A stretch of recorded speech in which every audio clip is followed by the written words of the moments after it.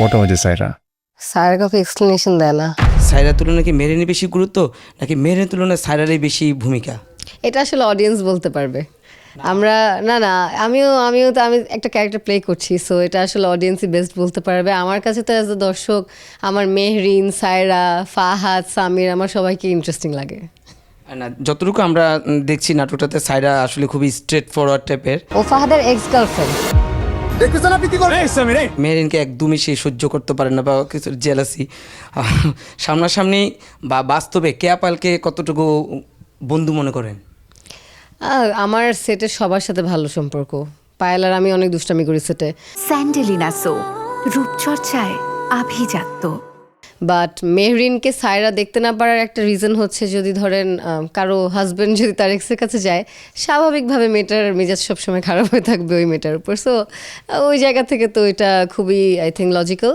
But onset মানে sorry সেটের বাইরে, সেটেই অনসেট শুটিংয়ের বাইরে, স্ক্রিনের বাইরে আমার সাথে প্রত্যেকটা ক্যারেক্টার, প্রত্যেকটা আর্টিস্টের, ইভেন মানে মিঠু আপা, নাদের ভাই, সবার সাথে আমরা খুবই মজা করে কাজ করি। সো পুরা যারা আছে সবার সাথে সবার বন্ডিং ভালো এই সেটে।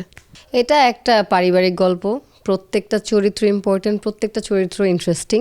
অ্যান্ড পরিবারে আসলে একজন কখনো ইম্পর্ট্যান্ট হয় না, প্রত্যেকটা ক্যারেক্টার ইম্পর্ট্যান্ট হয়। সো সেটাই দেখানো হচ্ছে।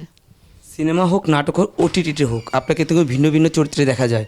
কিন্তু যখন মানে পারিবারিক গল্পটা যখন বর্তমান সময় আমাদের দর্শকরা পছন্দ করছে, সেক্ষেত্রে এইটা আলাদা করে গুরুত্ব পাচ্ছে আপনার কাছে?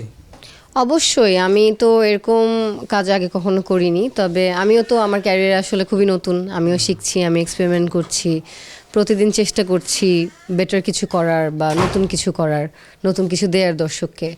সো আমার জায়গা থেকে it's a learning process. And আমার মনে হয় যে আমি ডিফারেন্ট কাজ করে আমি আসলে এখন পর্যন্ত বোঝার চেষ্টা করছি যে দর্শক আমাকে কোনটাতে গ্রহণ করে, কোনটাতে পছন্দ করে।